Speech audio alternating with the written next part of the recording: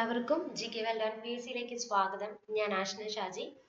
ഇന്ന് ഞാൻ വന്നിട്ടുള്ളത് ഒരുപാട് പേര് എനിക്ക് മെസ്സേജ് അയക്കുന്നുണ്ട്. ചോദിക്കുന്ന കാര്യം ഇത് തന്നെയാണ്, ഡിഗ്രി എക്സാമുമായി റിലേറ്റ് ചെയ്തിട്ടുള്ള കാര്യമാണ്. അതായത് മെയ് 22 നടക്കാൻ പോകുന്ന ഡിഗ്രി ലെവൽ എക്സാമിന് ഒരുപാട് പേര് അപ്ലൈ ചെയ്തിട്ടില്ല, അല്ലെങ്കിൽ കൂടുതലായിട്ട് യൂണിഫോം പോസ്റ്റുകളൊക്കെയാണ് വരുന്നത്. അപ്പോൾ ഇതുവരെയും ആ ഒരു എക്സാം അല്ലെങ്കിൽ ഡിഗ്രി ലെവൽ എക്സാമിന് അപ്ലൈ ചെയ്യാത്ത ഉദ്യോഗാർത്ഥികൾ ഉണ്ടെങ്കിൽ ഇനി നിങ്ങൾക്ക് എന്നാണ് എക്സാമിന് അപ്ലൈ ചെയ്യാൻ പറ്റുക, ഇനി പുതിയ നോട്ടിഫിക്കേഷൻസ് ഏതൊക്കെയായിരിക്കും വരുന്നത്, നിങ്ങൾക്ക് ഏതെല്ലാം എക്സാം ഇനി എഴുതാൻ പറ്റും എന്നുള്ളതിനെ കുറിച്ചിട്ടുള്ള ഡീറ്റെയിൽ ആയിട്ടുള്ള ഒരു വീഡിയോ ആണ് ചെയ്യുന്നത്. അപ്പോൾ ഞാനിവിടെ എഴുതി വെച്ചിരിക്കുകയാണ്. നിങ്ങൾ ചോദിക്കുന്ന ഓരോ കാര്യങ്ങളും എനിക്ക് മെസ്സേജ് വന്ന കാര്യങ്ങളാണ്. ഞാൻ PSC ഓഫീസുമായിട്ട് കോൺടാക്ട് ചെയ്തിരുന്നു. അപ്പോൾ എനിക്ക് അതിൽ നിന്ന് അറിയാൻ പറ്റിയ കാര്യങ്ങളാണ് ഞാനിവിടെ പറയാൻ പോകുന്നത്.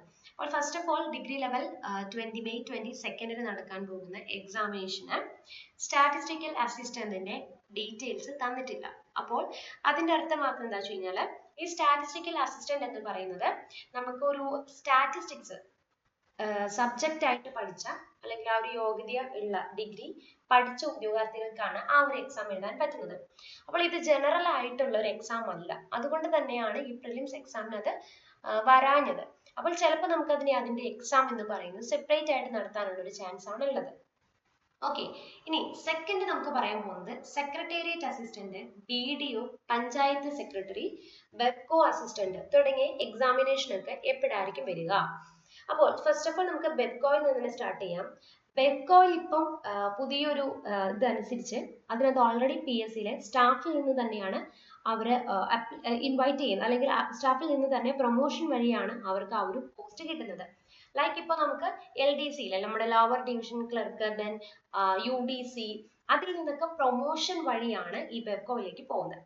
ഓക്കെ, അപ്പോൾ ഇനി മുതൽ ബെക്കോയിലേക്ക് എക്സാം ഉണ്ടാവാനുള്ള ചാൻസ് വളരെ കുറവാണ്, അല്ലെങ്കിൽ ഉണ്ടാവില്ല എന്ന് തന്നെ നമുക്ക് വേണമെങ്കിൽ പറയാം. ഓക്കെ, ഇനി അതേപോലെ തന്നെ വേറൊരു കാര്യം, നമ്മുടെ സെക്രട്ടേറിയറ്റ് അസിസ്റ്റന്റ് ഒക്കെ. അപ്പോൾ നമ്മുടെ സെക്രട്ടേറിയറ്റ് അസിസ്റ്റന്റ് യൂണിവേഴ്സിറ്റി എക്സാമിനൊക്കെ പ്രിപ്പയർ ചെയ്യാനായിട്ട്, അല്ലെങ്കിൽ ഇനി അതിപ്പോൾ പഠിച്ചു തുടങ്ങിയിട്ട് കാര്യം ഇനി ഈ പ്രിലിംസിന്റെ കൂടെ അത് വരുമോ എന്നൊക്കെയുള്ള സംശയത്തിൽ കുറെ വിദ്യാർത്ഥികൾ നിൽക്കുന്നുണ്ട്. അപ്പൊ ഇനി ഇപ്പോൾ വരിക എന്നുള്ളൊരു കാര്യം അത് സംശയമാണ്. എന്നിരുന്നാലും നിങ്ങൾ മനസ്സിൽ രണ്ട് കാര്യങ്ങൾ വയ്ക്കുക.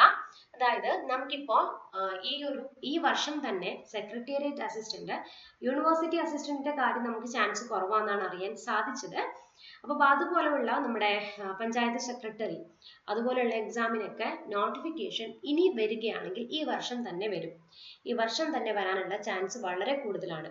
അപ്പോൾ ഈ വർഷം നമുക്ക് അതിന്റെ നോട്ടിഫിക്കേഷൻ വന്ന് അപ്ലൈ ചെയ്ത് എക്സാമിനേഷൻ കൂടിപ്പോയി കഴിഞ്ഞു കഴിഞ്ഞാൽ ഈ ഡിസംബറിനുള്ളിൽ, അല്ല എങ്കിൽ അടുത്ത വർഷം എന്തിരുന്നാലും നടക്കാനുള്ള ചാൻസ് ഉണ്ട്.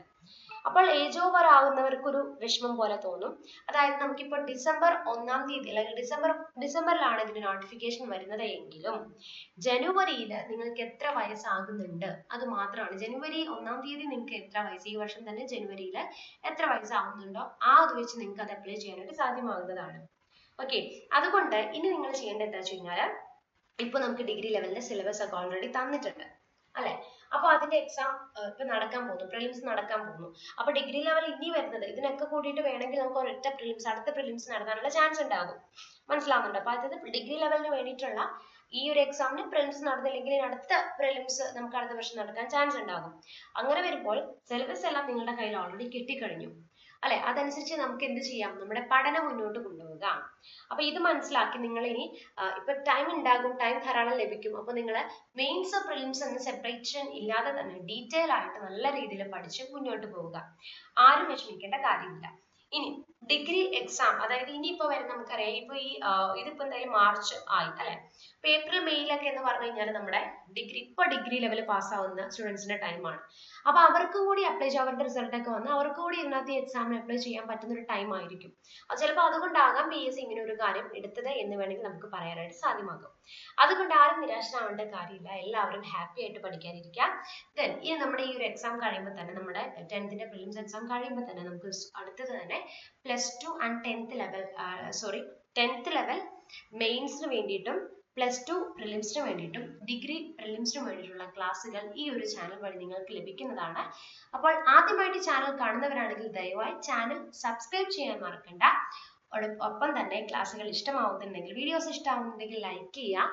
നിങ്ങളുടെ അഭിപ്രായങ്ങളൊക്കെ കമന്റ് ബോക്സിൽ കമന്റ് ചെയ്യുക കേട്ടോ. അതുപോലെ നമ്മുടെ +2 ലെവൽ എക്സാമിന്റെ അടുത്തൊരു ക്വസ്റ്റ്യൻ വന്നിട്ടുണ്ടായിരുന്നു, അതായത് ഇലക്ഷൻ നടക്കാൻ പോവല്ലേ, അപ്പൊ എക്സാം ഉണ്ടാവോ, ഇനി എക്സാം നീട്ടി വെക്കുമോ എന്നൊക്കെ കാര്യങ്ങൾ ചോദിച്ചിട്ടുണ്ടായിരുന്നു. അങ്ങനെ ചോദിച്ചു ഇന്നലെ തന്നെ നമ്മുടെ എക്സാമിന്റെ ഡേറ്റ് വന്നിട്ടുണ്ട് അല്ലെ. അപ്പൊ എല്ലാവരും നല്ല രീതിയിൽ പഠനം ആരംഭിക്കുക. അപ്പൊ wishing you all the very best. ഇതുപോലുള്ള വീഡിയോസ് ആയിട്ട് ഞാൻ വീണ്ടും വരുന്നതായിരിക്കും. Till then, bye and thank you.